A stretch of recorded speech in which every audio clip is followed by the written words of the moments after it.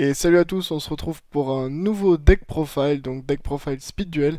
Aujourd'hui on va parler du deck Renaissance des Dragons. J'avoue j'avais pas vraiment d'idée pour le nom. Donc ce deck Renaissance des Dragons se base sur l'idée de réinvoquer vos dragons en boucle, vos gros dragons en boucle pour faire utiliser ces ressources à votre adversaire jusqu'à qu'il n'en ait plus et que vous gagnez. C'est pas le deck le plus compétitif de la méta, mais il peut prendre des games s'il fait des sorties correctes et il est fun à jouer. Je vous laisse maintenant avec la decklist.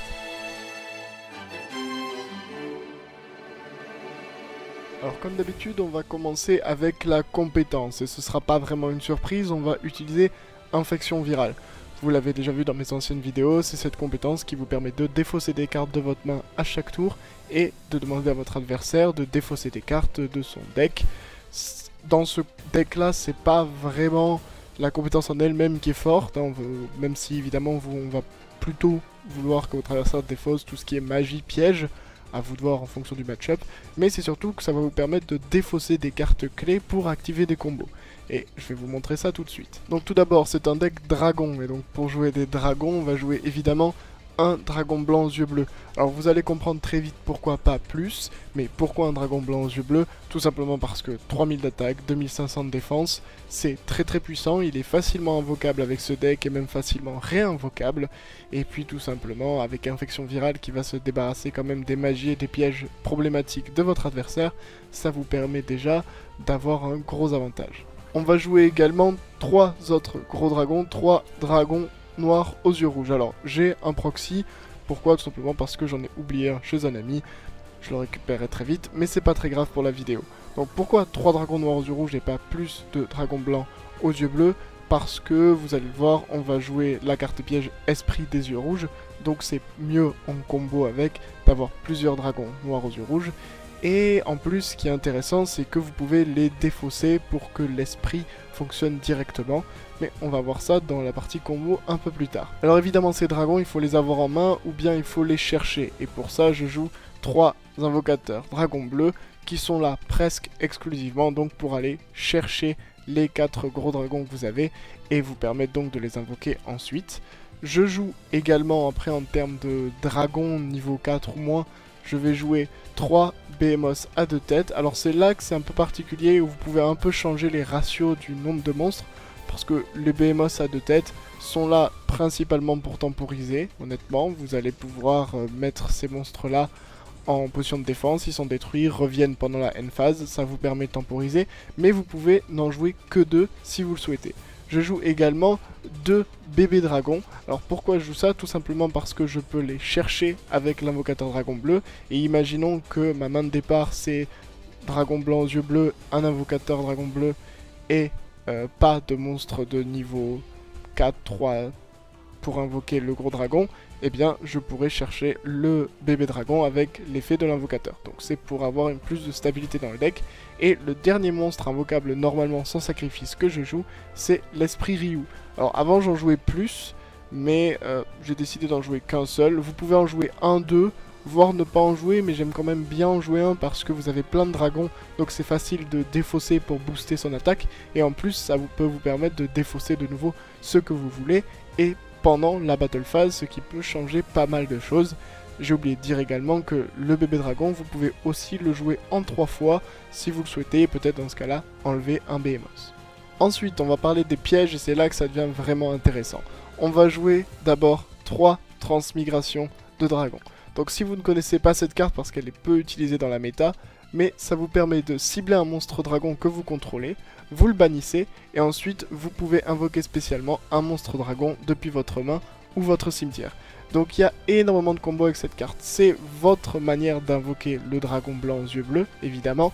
Ça va vous permettre de bannir par exemple un bébé dragon pour le dragon blanc aux yeux bleus. Mais il y a pas mal d'autres combos avec ça. Tout simplement déjà avec Infection Virale, en effet transmigration dit depuis votre main ou votre cimetière. Donc si vous savez que sur ce tour là précis, vous allez activer la transmigration, vous pouvez utiliser Infection Virale entre guillemets gratuitement, vu que le dragon que vous allez envoyer au cimetière, vous allez le réinvoquer.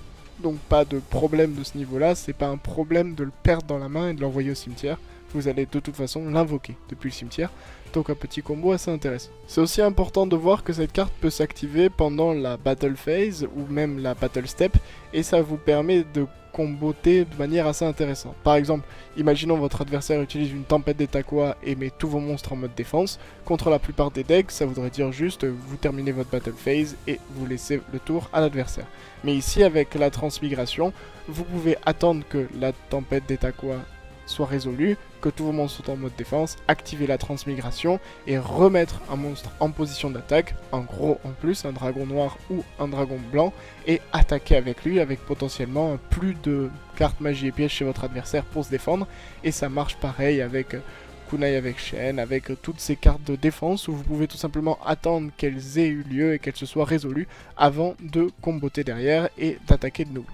Alors comme je l'ai dit avant, on va jouer également 3 esprits yeux rouges, et c'est pour ça qu'on va jouer 3 dragons noirs, parce que en fait nos dragons noirs ont 6 manières d'être invoqués, les transmigrations et les esprits des yeux rouges, et c'est aussi pour ça qu'on joue de nouveau infection virale, parce que si dans notre main de départ on a esprit des yeux rouges et un dragon noir, eh bien on est bien content de pouvoir envoyer le dragon noir directement au cimetière. Ça combote de la même manière avec l'esprit Ryu, évidemment, vous invoquez l'esprit Ryu, vous défaussez un dragon noir pour le monter à 2000 d'attaque, au tour suivant ou durant la même battle phase, si vous avez déjà posé la carte au dernier tour, vous invoquez spécialement le dragon noir grâce à l'esprit des yeux rouges. Ça fonctionne de la même manière avec la transmigration. Donc ensuite, si vous avez bien compté, on est à 19 cartes, et tout simplement la carte que je joue à la fin, c'est une tempête des Taquas. Tout simplement parce que je savais pas vraiment quoi mettre et que c'est une bonne défense, comme tout le monde le sait. Néanmoins, il y a une autre carte que j'hésite à mettre et que vous pouvez mettre. Alors soit en enlevant la tempête des Taquas et ou un monstre de niveau 3, 4, tout simplement parce qu'on en joue quand même beaucoup, vous avez quand même 9 monstres invocables normalement sans sacrifice.